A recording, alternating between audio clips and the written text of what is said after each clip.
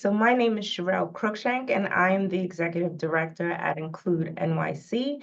Thank you, Anna, for your Spanish interpretation. And today, as Kylie noted, we will be talking about health inequities for individuals with IDD or any disability. And our guest today is Marco Damiani. So Marco, why don't you introduce yourself? Thank you, Cheryl. It's really a pleasure to be here today, and I greatly appreciate the opportunity to talk about this topic. It's very near and dear to me. I'm the CEO at AHRC NYC. We're the largest provider of services to people with IDD in New York State. We were founded 75 years ago. It's our 75th anniversary this year, and very proud of our work and our work with colleague agencies such as yours. And as you can see by the words behind me, people often ask what AHRC stands for. Well, that's it right there. Advocacy, humanity, reimagination, and change. And I think that today's topic fits squarely into those particular words. As I said earlier, I think this is a very timely topic and one that is important for all of us to better understand as leaders in our field. Thank you for that. So let's jump right in. As we're trying to get the word out and let people know that the Health and Human Services regulation has been updated. And there's really some important information in regards to accessibility and accommodations for people with any disability. So let's start with, can you give us an overview of kind of what those changes are? Happy to. So these regulations are continued outgrowth of groundbreaking regulations in the early 1970s called the Section 504 of the Rehab Act. And they were intended to prohibit agencies that receive federal funding from discriminating on the basis of disability. And I think very famously in the Nixon and Ford administrations, while these legislative actions were actually taken, the next step is rulemaking. And there was significant stalling going on by both those administrations in the actual activation of those rules to put them into action. And Judy Heumann, who unfortunately passed recently, was an unbelievable advocate for people with disabilities. And she famously staged a number of demonstrations in New York City and Capitol Hill to be sure that the regulations were in fact enacted, and eventually they were. Her agency, Disability in Action, is still powerful to this day. And so the updating here is largely an outgrowth of the COVID pandemic. The COVID pandemic brought many of the existing equity issues to a head, created a crisis for disabled people that continues to this day. We all saw that in the early days of COVID. We saw New York State and state after state really activate discriminatory practices. There was a lot of rationing of healthcare. In some cases, some life-saving treatments were deferred so that medical resources could be directed elsewhere.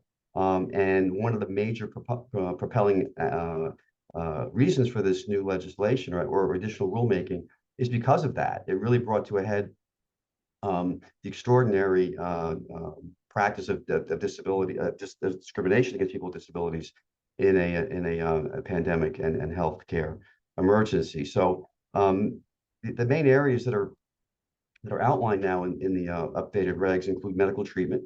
The purpose of that is to ensure that medical treatment decisions are not biased or based on stereotypes about people with disabilities, and that the life of the person with a disability has no less value than a person without a disability. So that's a core element of that particular component. Another is how patients are evaluated, and that medical treatment decisions are not going to be biased or based on stereotypes, and also that the medicine or treatment that's going to be used will not be denied to a person with disability, so that medical professionals do not place a lower value of life extension. That's a common concern that we have in our field, is that they're going to make decisions in their evaluation methods that, well, maybe we shouldn't do this for this person. So evaluation becomes a very important component to this as well. Another element is child welfare program activities, which is specific to health, but parents with disabilities are much more likely to lose custody of their kids than non-disabled counterparts. And there's really no evidence that they're any more likely to abuse a kid. So the purpose of that element is to be sure that that children and parents and caregivers and foster parents and prospective parents are not discriminated against when accessing critical child welfare programs and activities. And then there are a couple other things around web and mobile accessibility, which I think we all want to see continue with technology, that technology is accessible to people with disabilities. Two other ones which I think are absolutely essential. One is more concrete, the other is not, around accessible medical equipment. We've all heard about stories where people can't get an evaluation at the doctor's office because the exam table doesn't go down, and people with disabilities, especially with physical disabilities, are treated poorly or disrespectfully because of that, or they can't even receive the treatment. And so this is an enforceable standard for accessible medical diagnostic equipment, and that has to happen within 2 years of the rule's effective date. So there must be at least one accessible exam table and one accessible weight scale in any medical practice. And then finally, one that I feel very strongly about is that there's a new rule around integration of healthcare. And the purpose of that is to make sure people with disabilities can request reasonable accommodations, be able to participate in programs and medical services that are in the community, that are not necessarily based in a hospital. We see sometimes that people have to go into a hospital setting or even into an OR for some services because of sedation needs and so on. So this is really trying to drive home the need for community-based services for people with disabilities. Okay, well, there's a lot to dissect in that. So let's look at a couple of different aspects of this. One, this major change, clarification of regulations, it's taken 50 years, and I know you talked about the pandemic being a main driving force, but clearly a lot of these issues existed prior to the pandemic. Why do you think that it took the pandemic for the changes to actually come to fruition? Well, I think sometimes you have to have things that are clearly in your face, and I think that's what happened here with the pandemic. I often say there's nothing good about the pandemic, but there are some pewter linings, not even silver, they're kind of pewter linings, where things come to the head that need to be addressed, and I think this is clearly one of them. I also think that the advocacy movement in disabilities has been greatly strengthened. I think ableism has been seen more plainly as something that needs to be addressed in this nation. I also think that the significant increase in diagnosis of autism across the country has also raised greater awareness. We see much more people with autism and Down syndrome on TV, in normal life activities in the media and so on. And I think that's brought to the fore also some additional focus and intentions on inclusive needs within society, and certainly within the healthcare setting. Also, I think that there's a new generation of healthcare professionals coming in to the field that are a little more open-minded, and that's not the right term, but understand the need to be more diverse in their view of the world. This nation has been changing a lot over the decades. We're a much more diverse agency than we were even 25 or 30 years ago. And I think that also has a lot to do with it. And I think finally, there have been some wake-up moments in various sectors, especially in training, in medical training. Most recently, there have been funding efforts to bring requirements up in both the medical and the dental areas. For instance, the Council on Dental Accreditation required a couple of years ago that all dentists now have specific training and experience for treating patients with disabilities. And there have been some pretty interesting efforts also to fund similar series of activities in the medical schools across the nation. So that's the upside of what's happening here. We're seeing more health equity efforts. We're also seeing, by the way, that health inequity for people with disabilities costs money. And while I don't want to be mercenary about this, our ability to generate data is as good as it's ever been, if not better. So we do see that when there are gross health inequities, it costs money. It costs taxpayers money. It costs Medicaid money. It costs Medicare money. And when people start to see money being spent inefficiently, whether you care about disabilities or not, hopefully you do, you might find a way to say, wait a minute, we got to address this because we're seeing these inequities causing way too many emergency room visits, much too long hospital stays. And we're still seeing a lot of that, but I think there's a greater awareness of it. Okay. So you mentioned that that providers, doctors and hospitals and clinics and all that, that they have 2 years to implement the accommodations and the accessibility for the population. Is there funding for that? How do we ensure that these changes actually get put into place? Well, so yeah, so there's no funding. There's no funding for these accommodations. They're expected, they're required under the ADA. Now they've been reinforced in these regulations, which are intended to also match up better to the AEA. They weren't totally matched. Now I think the ADA and these regulations match more closely. So there's no money that I'm aware of to fund these changes. I will say, though, what I mentioned earlier, that there have been some grant programs, both federal and private grant programs to add medical training to a number of academic medical centers.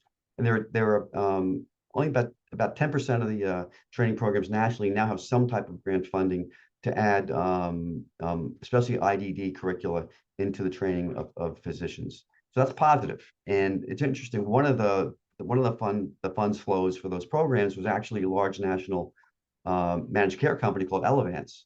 And Elevance has invested a few $1,000,000 to add, I think, 10 academic medical centers into that training module, which includes really top level schools like University of Pennsylvania, Stanford, Albany Medical College, and some others are now getting these grant funds to enhance the medical training that their doctors receive around IDD in particular.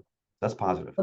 That's excellent, because I actually read an article and they surveyed 714 US physicians, and of those 714, 35, almost 36% of them said that they had little to no knowledge of the HHS regulations, what ADA really requires, and they felt that they had not received the formal training in order to really understand, and it puts them at risk for being sued for not keeping up the standards. So it's really great to hear that they are thinking forward in terms of training for physicians. It's a major positive direction, but it's also still a significant problem. And then I was doing a little research prior to our talk today, and I found some details which I knew about, but now I actually have the detail in front of me. I'm going to read this. There was a 2021 study that was called "The Physicians' Perceptions of People with Disability and Their Healthcare,"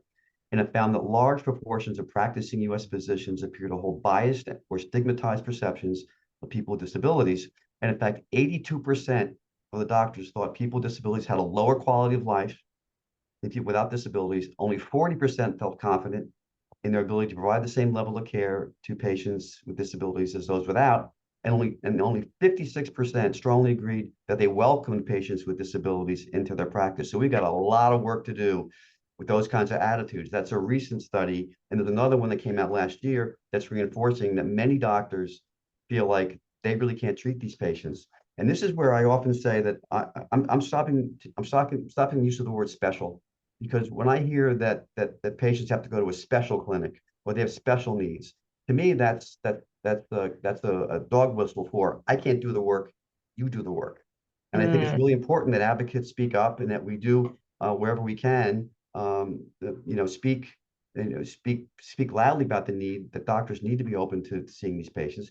Sometimes you do need to have specialists, meaning medical specialists, in the healthcare system of people with IDD because they have some needs that are complex. But overall, this idea of special is a way of saying, keep them over here off to the side, not in the general community practice.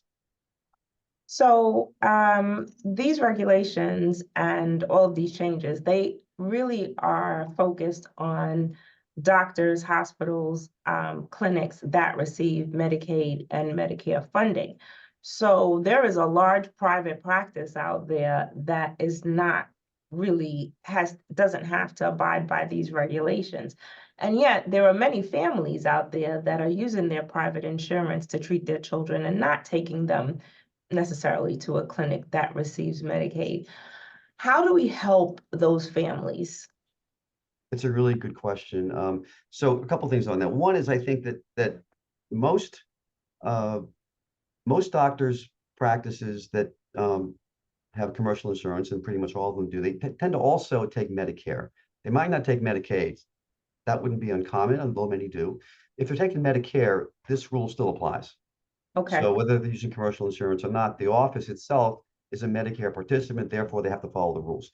If for some reason they're not taking any public funding, Medicare or Medicaid, it's the right thing to do. I think that ultimately, the medical community is there to support humans to give them healthy lives, and I think yes. they don't want to get a bad rap. They want to be welcoming. I think they want to be demonstrating that they are open-minded and they're not discriminating. I think that's the real concern about discrimination. So even if you're in a doctor's office that only takes commercial insurance and nothing else, and they don't have an exam table that goes down to let someone with a wheelchair be examined, shame on them. And Right. they should get letters and phone calls and so on, whether they take Medicare or Medicaid or not. Yeah, absolutely. So how do our families who are already dealing with so many different issues and concerns, how do they even know about these regulations? Where can they go to get this information? And do you know of any plan on how to share information? Because that's really big for Include NYC, is being able to share resources Mhm. for our children and youths with disabilities, as well as their families and the professionals that support them. So where do we get all this information from? It's a fantastic question, and you're doing it here, which is fantastic. And you're going to be sharing this information out after the podcast today, which is fantastic. A lot of families, I hope, are connected to family support groups. New York City Fair, for instance, is one. Um, SOS, there are others all around the state. SWAN, certainly you guys are very big in that space. An active family advocate will get this information somehow. I think what's also connected to this, though, is the ability to express concerns or complaints. And there is a complaint process with this rule. It's overseen by the Office of Civil Rights. I'm going to post right now a link in the chat. I have it right here.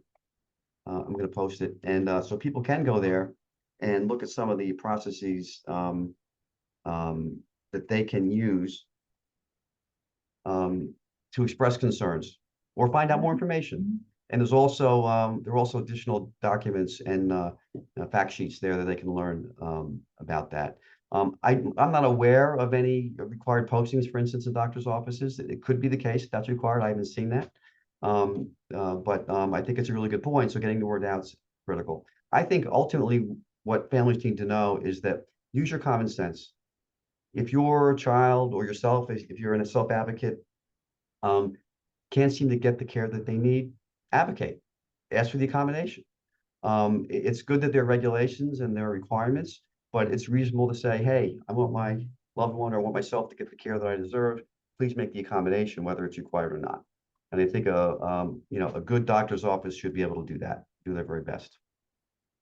And for families that say make these requests and they don't see any changes, other than the Office of Civil Rights, is there anywhere else that they can go to make these kind of complaints? Yeah, there is, and I think it's better now than it has been in a long time. Governor Hochul, one of her, I think, significant achievements when she took office was to create the Office of the Chief Disability Officer.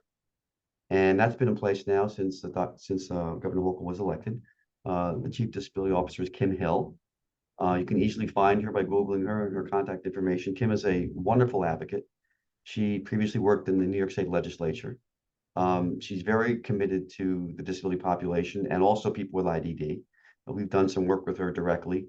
And I know her office receives comments, complaints, concerns, ideas all the time.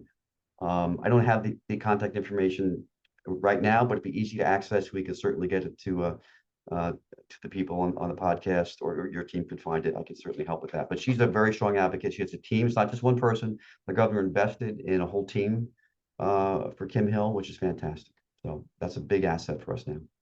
I'm just gonna put her name in the chat as well, just in case anybody wanted to see that as well, because it is important for families to know where they can go to get some help and support when they're not getting the needs of either for themselves or for their children. And there's certainly also complaint portals for the New York State Department of Health. Again, I don't have that right up front, but I'm sure if you Google complaint New York State DOH, it'll come up pretty fast. Uh, in some um, in some of the in some of the information that you sent, is there a list possibly of possible accommodations if families want to try and figure out if this is a reasonable accommodation that they're going to request? Is there somewhere that you think they can We go? can get you that. We can get it out to the group afterwards. Yeah, I mentioned some of them. The classic one is the exam table. But also, building standards nowadays um, require any new construction requires excuse me, accessibility. So door width, bathrooms, um, grab rails, things like that. Those are all required for any kind of doctor office construction nowadays. I'm just gonna ask our Zoom tech to post the information so Yeah, that sure. everybody can get it, because I think we were posting it just to the panelists and the host initially. So Kylie, if you could help us by reposting that information that we posted in the chat. Thank you so much. So who monitors this? So we've got these great changes that are being proposed. Hopefully there is a decrease in the level of discrimination that we see.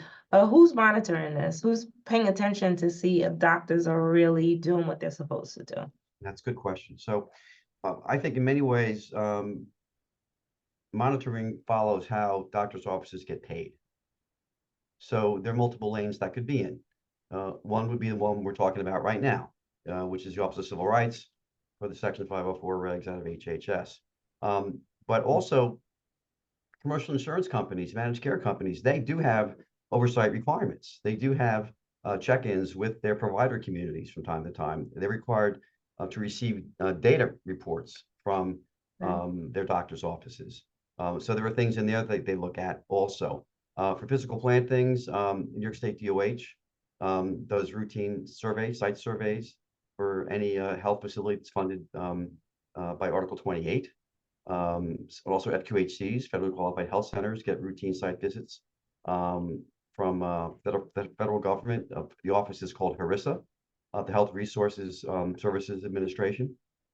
So there are multiple state and federal organizations that oversee these offices from time to time. Now, these are not visits that happen every month or every 2 months. It could be every couple of years.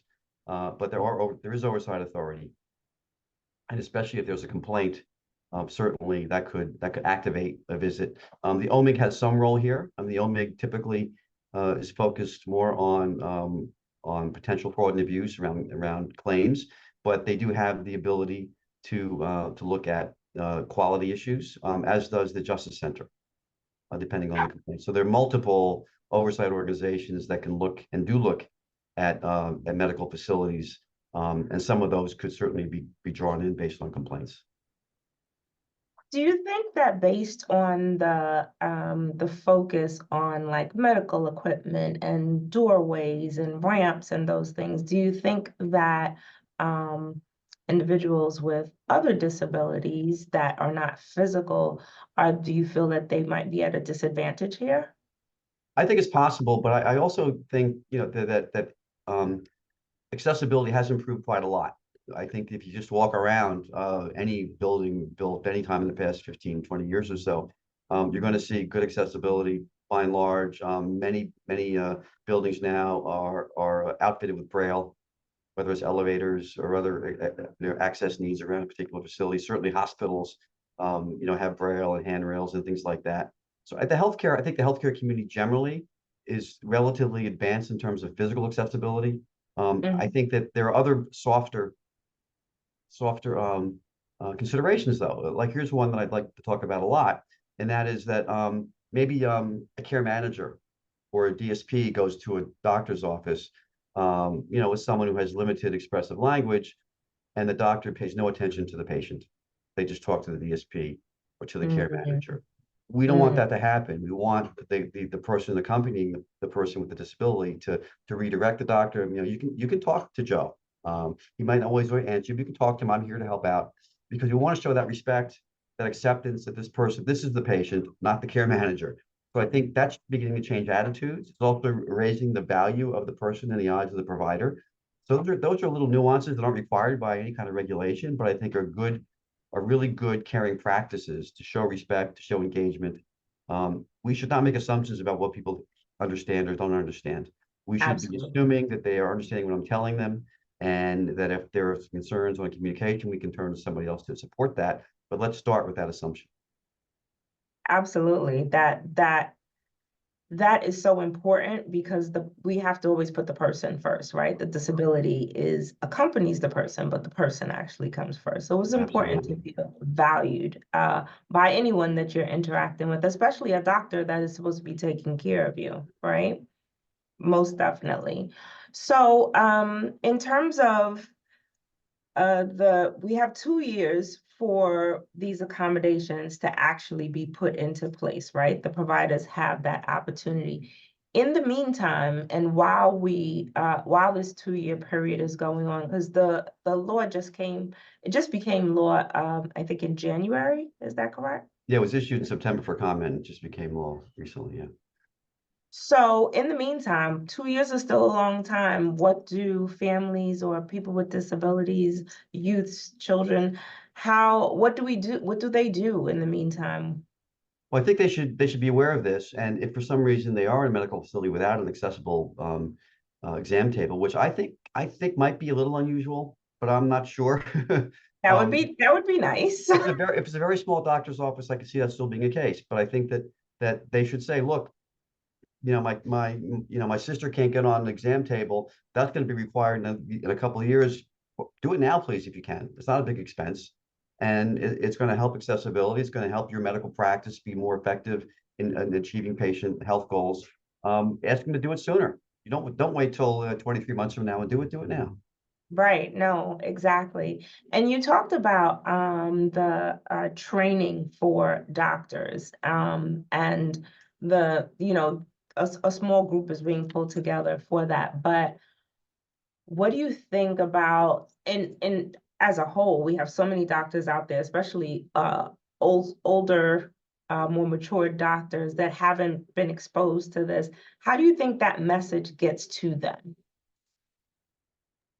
Yeah, I think that the work that we've done, meaning our community now for the better part of 40 years, has had a big impact in New York. People with IDD are much more engaged in the community. Certainly COVID had an impact, but it's much more common now for somebody with IDD to be in a typical doctor's office. And I think that because of that, there is more general awareness just by an increased volume of people coming into the local doctor's office, medical practice, or the Article 28 clinic. So I don't think that's as much of a challenge as it used to be. Okay. I think we need to also be recognizing and thinking about, though, that people with disabilities, and especially with IED, often have what I call co-occurring conditions or co-occurring disorders, and very often they're behavioral health challenges. So they might have, diabetes. I have to have a bunch of data, which I can send out later, about the higher incidence of things like diabetes, hypertension, and so on for people with disabilities. But you might have a young man with autism who might seem physically healthy for the most part, but he has some disruptive behaviors in the doctor's office and so on. How is that dealt with? Are the staff prepared to help with that? Or are they saying we can't see this person? Can they make an accommodation? Can they have the person come in first thing in the morning before the practice gets crowded? Those types of things are not required, but those show, I think, an awareness that if the doctor's office and the staff there want to provide the best possible health care, to think about what could be different to optimize that person's benefit from the doctor's advice and treatment. This happens a good deal in the people that we support. We're seeing much more of it.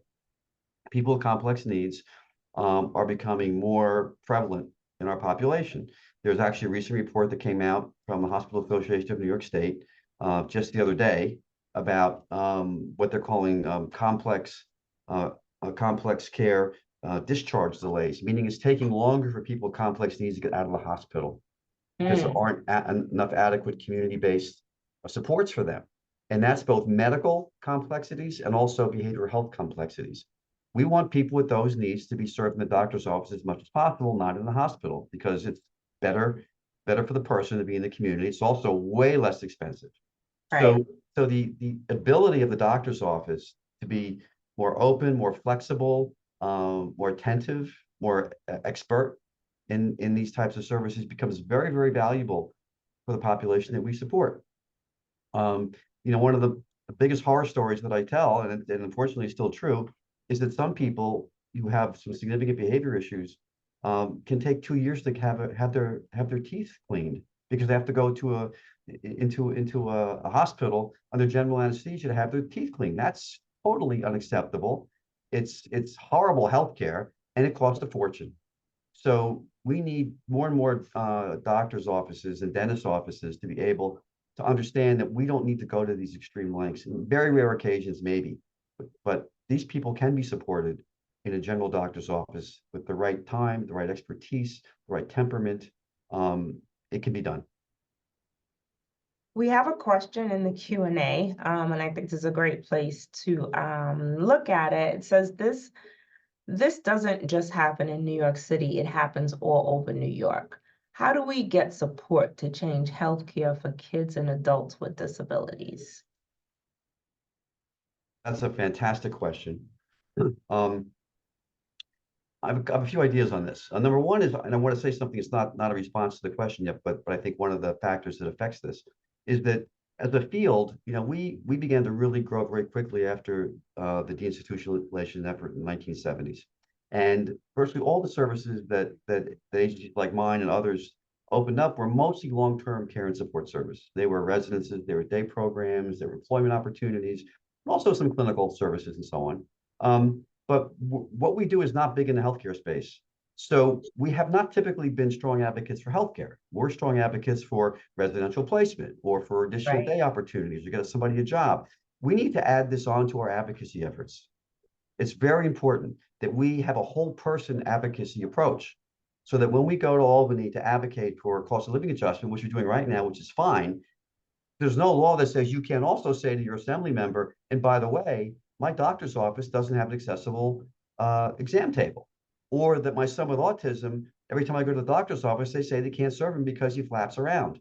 Those types of discussions should also be had when you're advocating. Don't just limit it to the dollars. Oh, that's really important. Don't forget that part, but add that onto your advocacy. I also think that, again, the officer of the disability, the chief disability officer, that's a great place to be sending comments, concerns. I don't think Kim Matt is going to be concerned if she gets lots of emails about healthcare because she understands that healthcare is a major concern for people with disabilities. Part of the problem, however, certainly some of it is attitudinal and expertise, but some of it is also just there aren't enough doctors that know how to do this work. So I have a bunch of colleagues that actually visited AHRC NYC the other day to see some of our programs, our behavioral health programs, and they don't have enough psychiatrists upstate in the Adirondacks. They don't have enough doctors to actually provide the services that they need. So when the questioner asks about around the state, it's attitudes, it's physical plant in some cases, but it's also availability of the practitioners to even be there to provide the support. And that's where I think we have to continue to find a few ways to grow this. Number one is to advocate for more training programs for doctors in particular, but also the availability of doctors is also driven by what they get paid. And I always say, I don't want to be mercenary, but sometimes you have to be. Child and adolescent psychiatrists are in very, very high demand, and they're not that they can charge a lot of money, and the kind of rates that we get paid for our services doesn't support what a child and adolescent psychiatrist often asks for. And we have some that are fine with what we pay them. So I think you need to have payment models that understand and also respect the need for more time and more expertise to provide a valuable healthcare experience for the person with a disability. And if those rates don't match the level of expertise and time needed, we're going to continue to have that problem. There's one small effort I want to highlight in the oral health area. Delta Dental is a large managed care dental payer, and they've actually piloted a program where they're going to pay extra for dentists who serve patients with IDD. They're going to recognize the time and expertise. We need more of that kind of thinking and investment in the Medicaid program in particular, because it's really penny wise and pound foolish. If you can't Right. find enough doctors that have the right work ethic and the expertise, you're going to delay treatment, and then things are going to get worse. So there is a logic to paying just enough more to get the doctors to be able to provide the services and support. And then including this, I mean, this should really not be a specialty. This should be included in every doctor's training so that any doctor can support someone with IDD or any disability for that matter. So I think that mindset needs to be changed as well, just like across the board. I Absolutely. was actually reading an article about the prevalence of special healthcare needs in the US. And in 2019 and 2020, nearly 1 out of 5 children in the US had a special healthcare need. And that's we're talking about 14 million children. So that is a very high number. And what makes it worse is that more than 1 in every 4 households has at least one child that has a special healthcare need. And of that amount, 14% of those children do not receive the care that they need to support whatever their healthcare needs are. That's a huge amount of children that are not getting the supports and services that they need medically.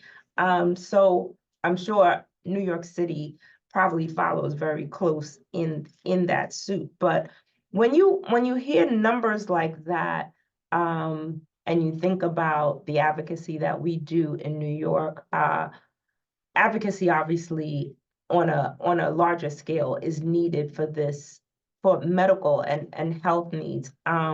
Do you see any of that happening in like some of the bigger advocacy organizations like Anchor or something like that? Do you see Yes, any of I that do kind of actually. advocacy It's a happening? it's a really good point, and I think it's spot on in terms of the growing awareness of this. This is connected to something that I call social care needs. Well, what's been, also called social determinants of health, where it's not just that the person has a healthcare issue, it's that there's something in the lifestyle, there's something where they live, or how much money the family earns, or other things that contribute to healthcare challenges. And actually, there's a new waiver that I know you know about, that New York just received, the Medicaid waiver. It's an 1115 waiver, which means it's a demonstration project that the federal government has authorized for 3 years for New York State. It's about $7 billion over 3 years, a little more than that. And it's focused on health equity and social care networks. And what that means basically is that there'll be money flowing downstream to certain regional leadership organizations to address what they're calling social care needs. And so things like housing insecurity, food insecurity, things like that that are not specifically healthcare diagnoses, but contribute to healthcare conditions. So I'm excited about this. And while unfortunately the IDD community is not squarely in the middle of this initiative, there are some peripheral things that we're going to be able to do. It's reinforcing what you're saying, Cheryl, that health status is tied largely to your lifestyle. It's not tied necessarily to everything that's just in your body. What's in your body is a result of what your lifestyle is like in many cases. So, we talk about, 14% of kids in a household and households across the nation with some kind of a special need or disability. I can almost guarantee you that there's either housing insecurity or food insecurity or some other social care factor, social determinants factor driving the health outcomes for that kid and for that family. So there's greater focus on that. There's greater investment in that, which is good.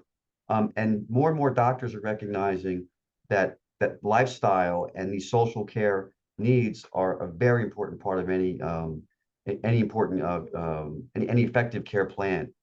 And I think our care management organizations, our CCOs, I think recognize that too. I'm not sure that they're necessarily up to providing those supports and services at this point, but we've been doing this for a long time in our field, right? So we've Yes. recognized that people with IDD, also need social supports. They also need healthy food and they need exercise and things like that because our long-term care and supports often focus on that. But the larger population of people with disabilities, that's often not the case. So we see these downstream health impacts that are very detrimental. A very large number of people with disabilities are obese, for instance, have diabetes. Absolutely. Actually, in the same study that I was reading about, it actually says that 22% of the 14% of those children, they live in poverty.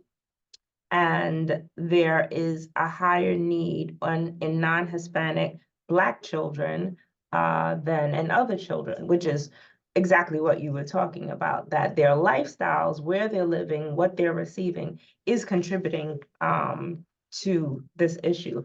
And I would venture to say that this kind of information doesn't get to those families the same way. And I think we as providers collectively need to focus more on how to get this information to those that need it most, the ones Yeah, that are probably not getting it's this. a really, really excellent point. And I would say a couple of things on that.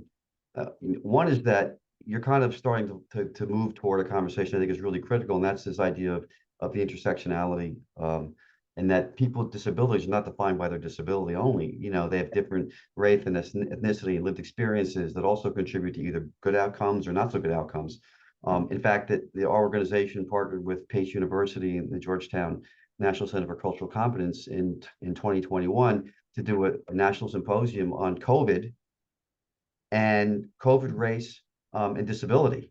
And there were some very compelling presentations around the disproportionate impact of COVID on people of color with disability, people with gender identity that wasn't cisgender, all kinds of other things. And so we see these compounded disparities that often occur in individuals that are disabled and they're people of color, you know, or HIV or whatever it might be, that you see these conditions that get compounded. And that's where we really need to be attentive to addressing those concerns and accessibility to healthcare as early as you possibly can. And that's what, ideally, that's what federally qualified health centers are supposed to do. There's a large network of these health centers all across the country. There are many in New York City. I used to run in New York City. They are generally equipped to not just provide healthcare, but to help with food insecurity, to help with access to housing supports, and things like that. So if families, you know, if they have these multiple challenges in their lives, finding a good federally qualified health center in their neighborhood can be a very valuable connection. So one of our friends, Fred Wetzel, wrote in the chat, hi Fred, how are Hey, you? Fred. That there is also a movement to get more disability curriculum into nursing schools.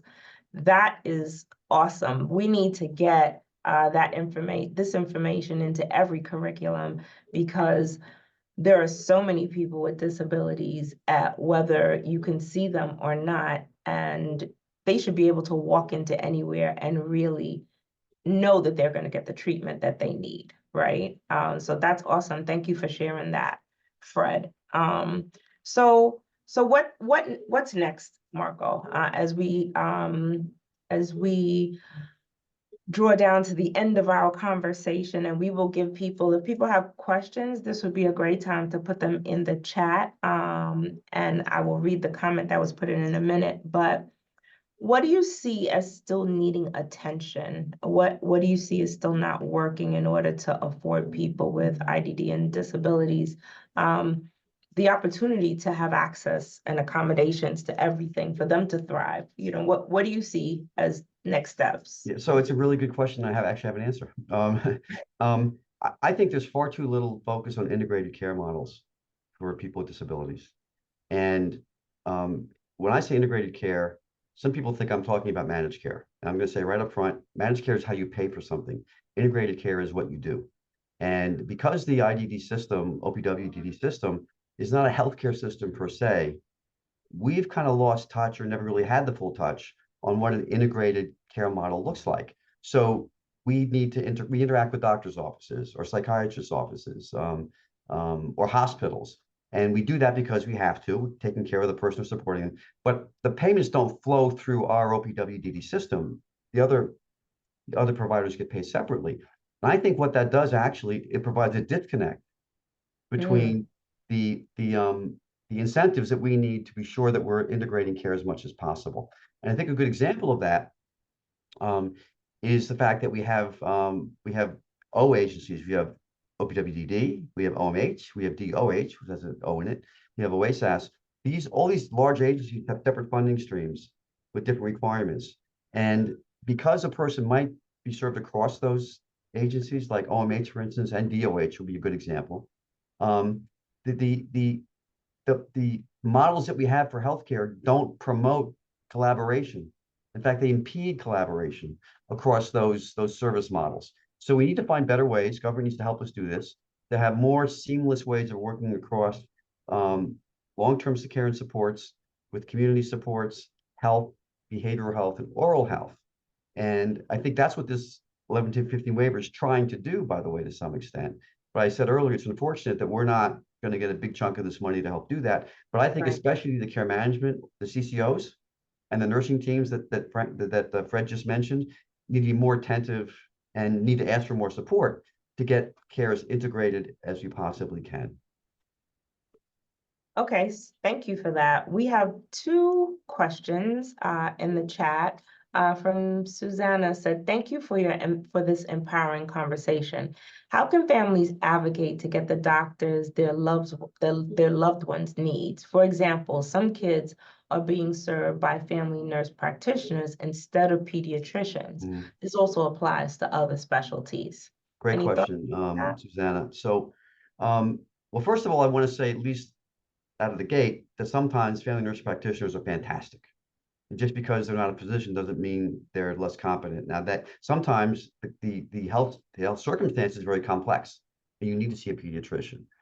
So I'm not sure if there's an assumption that because I'm seeing an FNP that I'm not getting quality care. If that's the case, let's not assume that. But if you're not getting the kind of health care you think you need for your loved one, you should ask to see the pediatrician. Family nurse practitioners have what's called practice agreement with a pediatrician. So that's something you should advocate for. I think regarding other specialties, this is often what pediatricians are supposed to do, to refer to other specialists. If you feel that there's a specialty, like I'm making this up a little bit, neurology or ophthalmology is not being provided to your child, then you should ask for that. And if the person's on Medicaid, you can go directly to an ophthalmologist or a neurologist if you want to. Sometimes that's a little bit disconnected care, but sometimes you can do that if you feel that that's necessary. Also, if you're in the waiver, you have a care manager, and I would hope with a capital H that the care manager could also help you get access to the specialist that your child requires. So we had another question, and it said, "My daughter is high functioning autistic. I need ABA therapies. Please, I need guidance." So Yeah. I can share that if you contact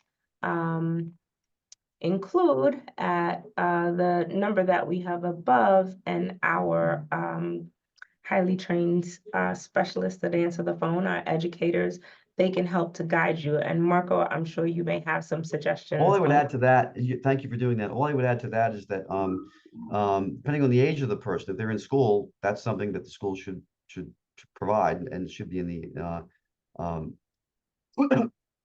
plan for the child, the IEP. If for some reason you have commercial insurance is required to pay for behavioral ABA therapies up to a certain amount of money on an annual basis. So they are required to cover some of those costs as well.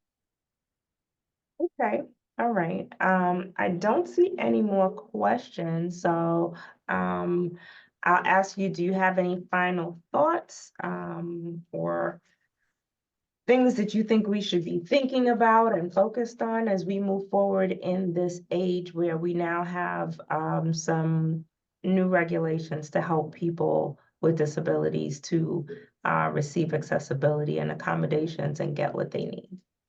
Well, I'll say first, thank you for the opportunity to talk about it. I think you're doing a really good thing by providing resources that are not what I would call the typical resources. So thank you for that. There's a really good organization called the Institute for Exceptional Care. And we can provide that afterwards, or somebody can Google it pretty quickly. It's IEC.org, I think, or something like that. But they have really good tools. They're a national advocacy organization. I've been involved with them to some extent. I've been very involved in enhancing provider training and advocacy. They do some really terrific focus groups, stakeholder meetings, and so on. So they're really good advocates, and they're not just New York. So that's something that might be a little bit new for people, other than the usual places we would go to get information and to get guidance. And the only thing I would mention is that we are getting into a period beginning over the summer where there's $7 billion coming into New York. And I think everybody needs to know that because of the way the money is intended to flow, which is through managed care companies primarily, that the IDD community is going to be excluded from a lot of this.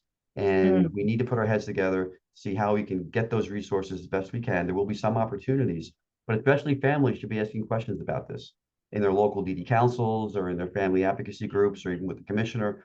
I think that the overall scope of the waiver is a good thing. It's focusing on the right thing, but it's excluded a very important population in its. What do you think that is? What? It's How do you think because it was missing it? structured around the payments flowing through managed care companies. I see. So there I still isn't, there's still, even if somebody's not in managed care, and most people with IDD are not, although there are 35,000 people in managed care with IDD for healthcare. Those are mostly kids, but they could still be in the waiver. But by and large, our long-term support services individuals are not in managed care, and therefore they're excluded from the waiver. But there are some other ways, some workarounds that we could do some things. Okay, okay. I also want to remind our audience that if people have questions, to call our helpline. We support professionals as well as families and children and youth with disabilities, and sharing resources for whatever needs. And we have over 400 partnerships with a variety of different organizations. So if we don't have it at our fingertips, we will find it for you. So please share that information as well. Marka, it was a pleasure talking with you today. Thank you for taking the time to share about this really important topic that I don't think that we really talk about enough. As an industry, we focus on a lot of other things other than necessarily the medical part. So thank you for taking the time. Thanks for the opportunity. I think that's it for us. So everyone, have a great day.